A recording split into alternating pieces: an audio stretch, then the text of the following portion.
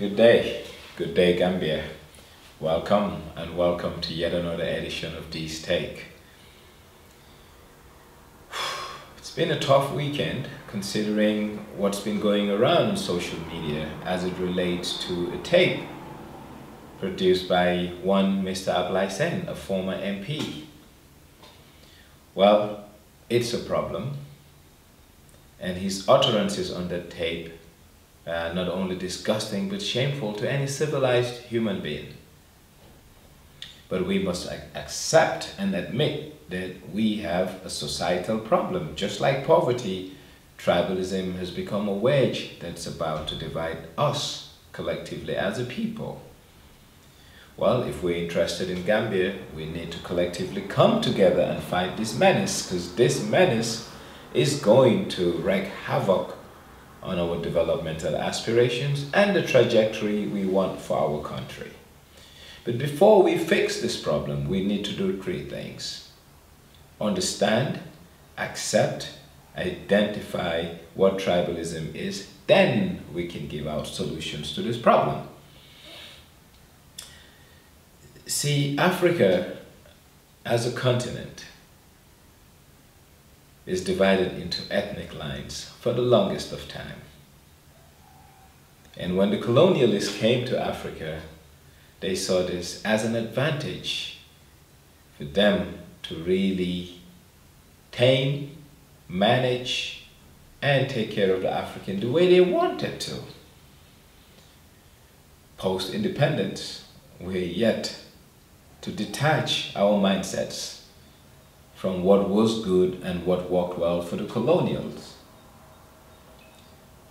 So tribe as an issue was carried forward and as a baggage and a negative excess baggage into post-colonial Africa.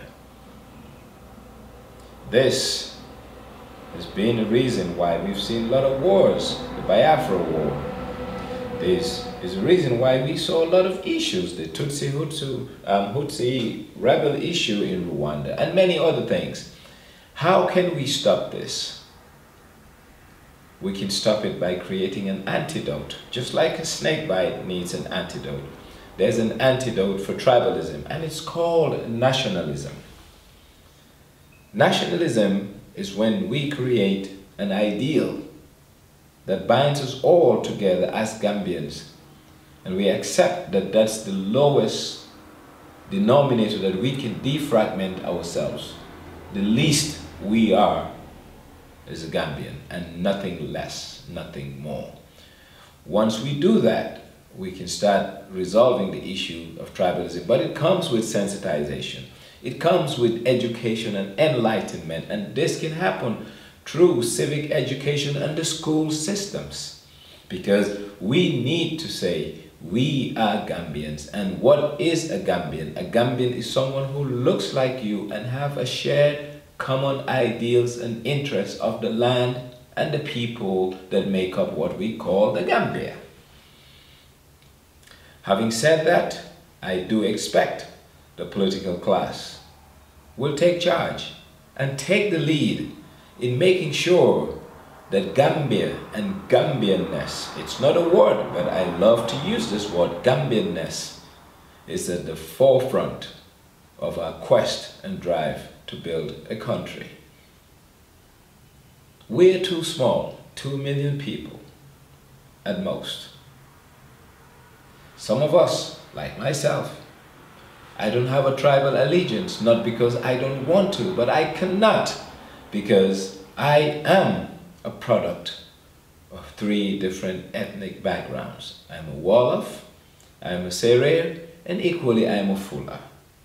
So my allegiance lies to all of my grandparents. Therefore, the most I can be is a Gambian.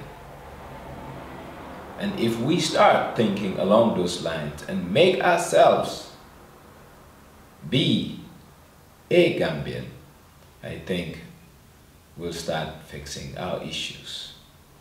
Back to the issue of Mr. Ablaisen, like I said, it must be condemned.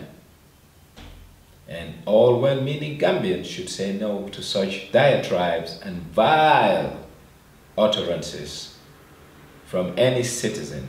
But then again, who is Ablaisen? Probably an insignificant member of our community as it relates to influence and power. But that's not the problem. It's the offensive language he used to describe a group of people. It's wrong, but as much as it's wrong, I don't think it called for an arrest. See, morality cannot be legislated, but through enlightenment, education, and awareness, we can change the mindset. And the mindset of the average Gambian needs to change, because I am on social media all the time, and what I see, what I read is not only troubling, but spells doom, because a small country like ours cannot be broken down into multi-segments of ethnicities, regionalism, you name it. You see, these isms and schisms is what's hurting us. We cannot move as a country if we are not together. We cannot move as a country if we don't have common ideals. We can't move as a country if we don't have a shared vision. And the Gambian to date don't have a shared vision, because we've seen how defragmented we are. And this needs to come to a stop. And it cuts across the board on all ethnic backgrounds and all regions. Gambians are very, very, very myopic as it comes to who they are collectively. We always think at the nuclear level. Who are we as it relates to our tribal affinity and orientation? I am appealing, and this is an appeal, to all of us to have a progressive mindset about us, we, the people who make up this country, the Gambia. Let's worry about our school systems. Let's worry about our infrastructure. Let's worry about our pocket, the economy. Because these things don't discriminate who is a Wolof, who is a Jola, who is a Serahule, or who is a Mandinka. Because when Nawek turns their light off, they don't leave the Mandinka's light on and turn the Wolof's lights off. When crime hits the street, it doesn't discriminate on tribes. When inflation hits, the pockets of all suffer. And I think these are the things that we, the people who made up this country, must and should worry about, rather than the mundane things of tribes. For crying out loud, we're living in 2018. The 2018 African, particularly the Gambian, must worry about poverty and how to get out of poverty. Must worry about entrepreneurial development, considering the huge youth population we have. Must worry about primary healthcare and healthcare delivery systems.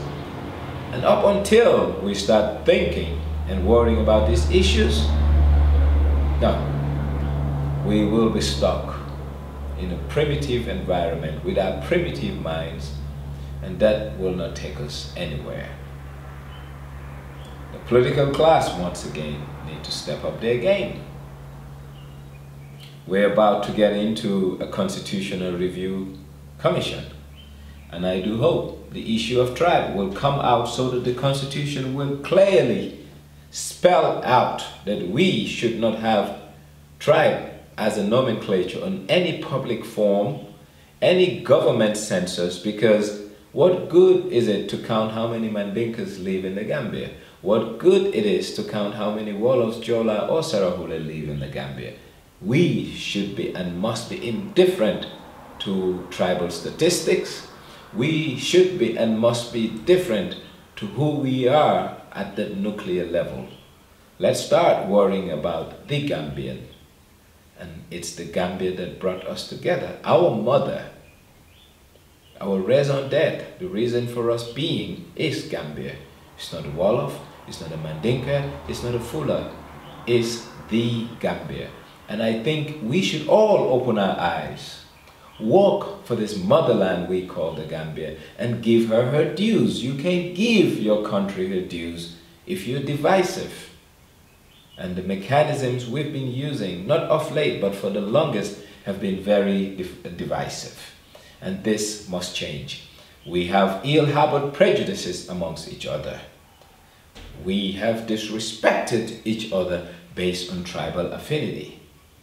To the point we have stereotypes that we use against each other that are not conducive towards nation building, because nation building needs us to galvanize ourselves, galvanize our resolve to make sure we can have a harmonious society that can build on the ideals that we want as a nation.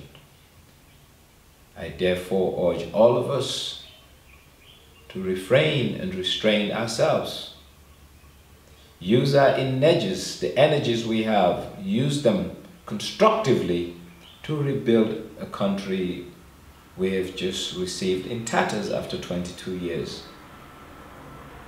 We can't love this country if we're the ones destroying this country. And the destruction is not only the corruption. The destruction is not only the civic indifference that we have as Gambians. The destruction is the value and the mindset we inculcating in the next generation of Gambians, the young ones that are coming up. Shame to us for having gone to school, most of us for that matter. We're talking about 2018, and we still have a primitive mindset.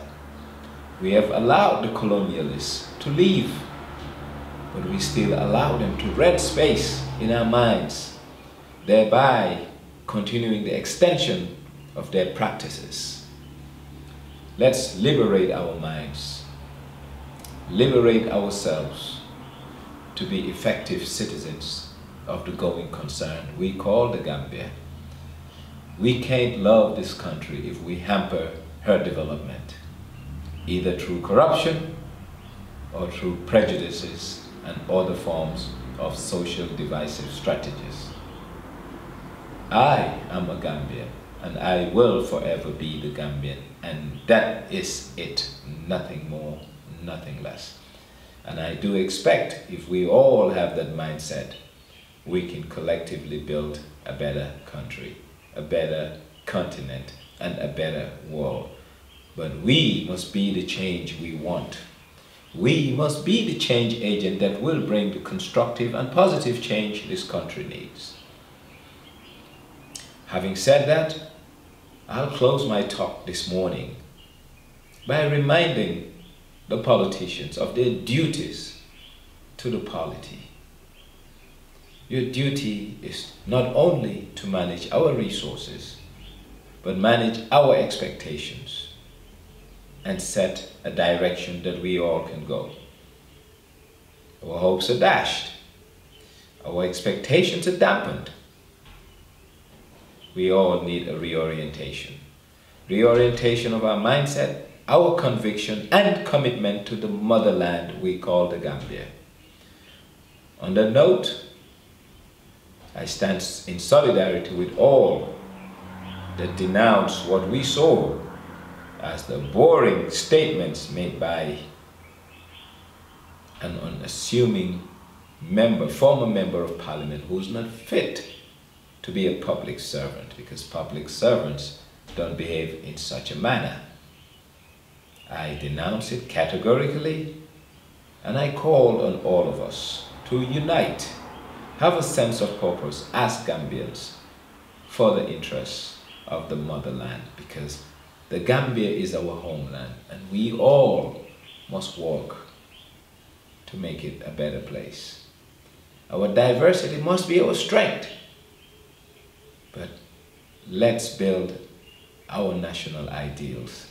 Let's have a consensus, a general consensus of who we are. I am a Gambian, and that's all I will be forever till kingdom come. This was D-Steak. Good morning to you all. One Gambia, one people, one destiny. We are here for one thing and one thing alone, to rebuild a country, to make it better so the next generation of Gambians will have a better home. So the next generation of Gambians will not be going through the desolate desert, or trying to cross the Mediterranean to get into Europe and other places. It's your responsibility. It's my responsibility. It's our collective responsibility to build this place up. So long, Gambia. We love you. I love you. And we have a commitment and a duty to you, and that starts with taking these age-old prejudices and divisive strategies and start building a nation of Gambians who have a national ideal, a national identity, and a national commitment to make it a better place for all. So long.